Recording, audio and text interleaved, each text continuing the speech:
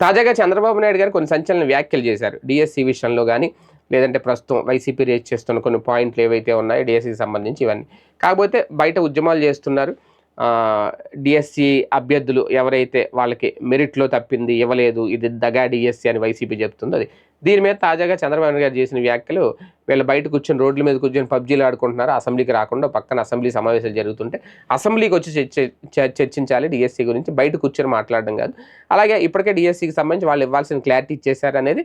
అదే నేపథ్యంలో డిఎస్సి ద్వారా ఉద్యోగాలు పొందిన టీచర్లు ఎవరైతే ఉన్నారో వాళ్ళందరికీ కూడా ఒక భరోసా ఇచ్చారు. ఎవరు మిమ్మల్ని ఏమీ చేయలేరు, ఎక్కడికెళ్ళినా సరే, ఏం జరిగినా సరే మీ ఉద్యోగాలు అయితే పోవు, మీరైతే ఉండండి అని. ఎందుకంటే వాళ్ళు కూడా కంగారు పడుతున్నారు. మన కర్నూలులో యాజిటేషన్ చేసినా, మన విజయవాడ వచ్చి చేసినా ఆ స్థాయిలో వస్తున్నారు అంటే వాళ్ళలో భయం ఉందా అని ఒకటి, లేదు వీళ్ళు ప్రభుత్వం పిలిస్తే వస్తున్నారా, వాళ్ళైతే స్వచ్ఛందంగా వస్తున్నామని చెప్తున్నారు.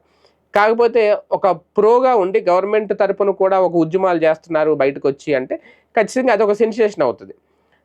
ఓకే, అలాగ బయటకు వచ్చి వాళ్ళతో కూడా ఉద్యమాలు చేయిస్తుంది అంటే ఆ క్రెడిట్ వైసీపీకి దక్కుతుంది ఒక రకంగా. ఎందుకంటే వీళ్ళ ఎజిటేషన్ చేయకపోతే, ఆ పాయింట్లు రేజ్ చేయకపోతే ఆ ప్రో ఉద్యమాలు జరగవు.